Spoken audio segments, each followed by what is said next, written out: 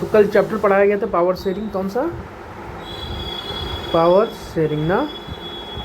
तो आज हम कुछ उसके एमसीक्यू करते हैं, उस चैप्टर से रिलेटेड कैसे एमसीक्यू बनेंगे वो सब हम लोग करते हैं, जो एग्ज़ाम में आ सकते हैं EMRS के, Eklavya model residential school. Okay, मेरा नाम है Nikhil Srivastava.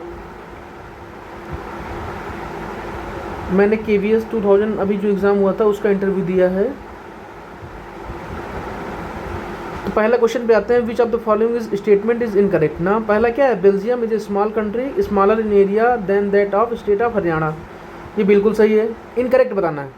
The population of Belgium is half of Haryana, ये भी एकदम सही है।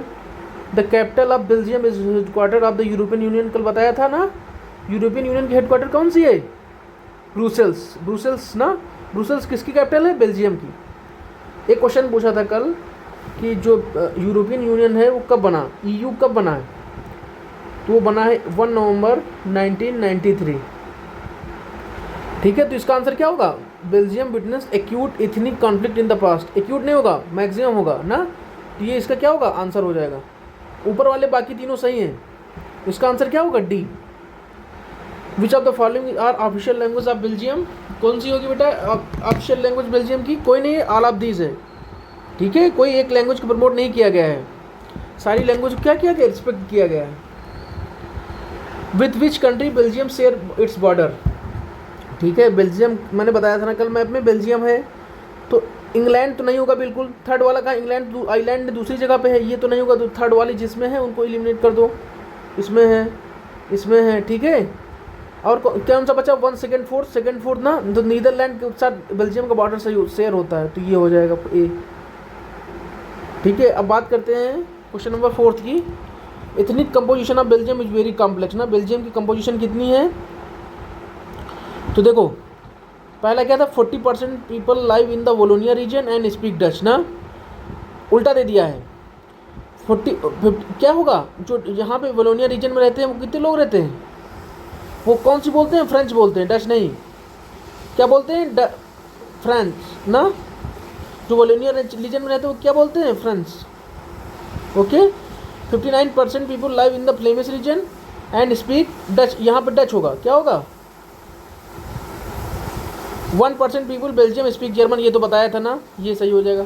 इन the capital 70% people speak French and 30% speak Dutch, उल्टा 80% होगा ना, 80% लोग फ्रेंच बोलते हैं और 20% लोग डच बोलते हैं, जिसका आंसर क्या होगा, C। ठीक है, क्वेश्चन नंबर 4 में आ जाते हैं। Which of the following is incorrect statement about the French speaking people of the Belgium. ठीक है, अब देखो क्या था, डच स्पीकिंग था ना, फ्रेंच स्पीकिंग था। अब हमें बताना है कि इनकरेक्ट कौन सा है। पहला क्या है, they are minorities in the country but majority in the capital. ठीक है, ये तो सही है। They are relative rich and powerful, ये भी सही है ना। तीसरा क्या, they live in the Wallonia region in the northern Belgium ना।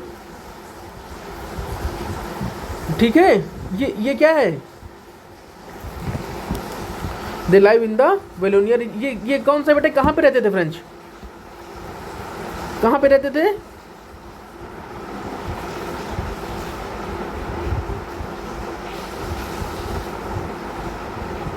जो फ्रेंच वाले लोग वो कहाँ पे रहते थे, जैसे ऊपर वाला कौन सा था, फ्लेमिश रीजन था ना, नीचे वाला कौन सा था, वोलोनिया।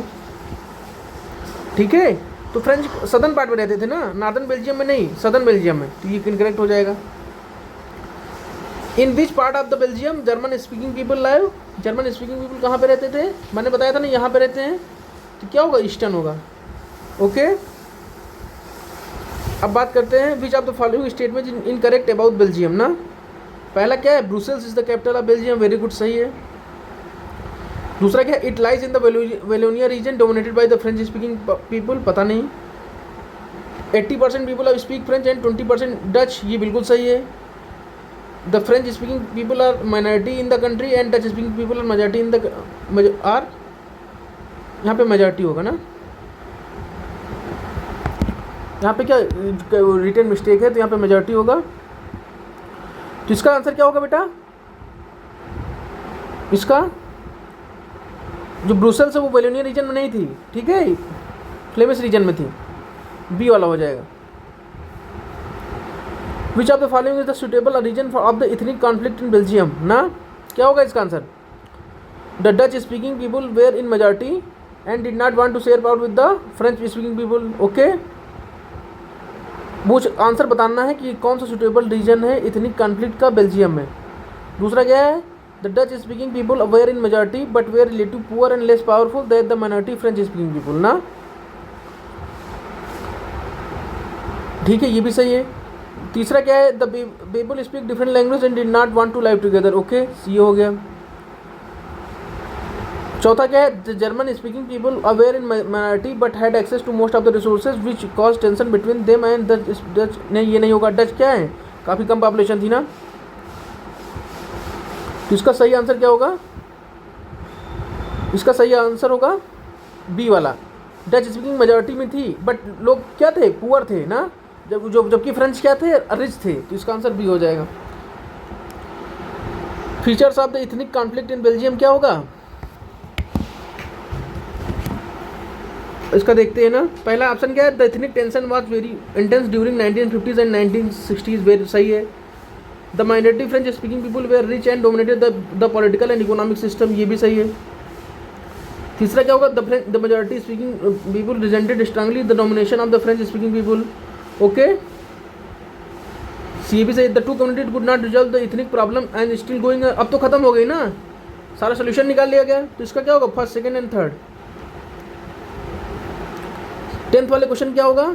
The concept of ethnicity refers to. Ethnicity किसे कहते हैं बेटा? अब पढ़ते हैं option. A social division based on share culture language races. Okay, ये। दूसरा क्या होगा? People of the same ethnic group may not have same religion और नेशनैलिटी। ये। तीसरा क्या होगा? It can lead to unification as well disintegration of state. ये भी सही है, ठीक है। अब देखो, इथनिसिटी क्या होती है बेटा? जो कल्चर के बेस में क्या हो, अलग अलग हो ना, जैसे क्या सबका कल्चर अलग अलग होता है, वैसे ही क्या इथनिसिटी मतलब क्या होता है? कल्चर की बात करते हैं ना, जैसे ट्राइब्स का कल्चर अलग अलग नहीं होता। मीजी टाइप, जैसे अभी मीजी टाइप, येती ट्राइब, इसमें क्या हो रहा है? लड़ाई चल रही है आपस में ना, तो इनका कल्चर अलग अलग होता है। लेकिन कभी कभी क्या होता है? इनसे क्या होता है? यूनिफिकेशन भी होता है, डिसइंटीग्रेशन भी होता है कंट्री का ना। जैसे मान लो बहुत ज़्यादा लड़ाई हो गई तो डिसइंटीग्रेशन हो जाएगा। यूनिफिकेशन कैसे होगा? जब दोनों लोग एक बड़ी आइडेंटिटी को एक्सेप्ट कर लें। जैसे क्या है, हिंदूज और मुस्लिम्स है ना, वो क्या, उनका क्या है? अलग अलग कल्चर है, लेकिन उनकी कॉमन नेशनैलिटी क्या है? दोनों लोग इंडियन हैं, ठीक है। इससे क्या होगा? यूनिफिकेशन भी हो जाएगा ना। तो इसका आंसर क्या होगा? All the above statement are true, ठीक है।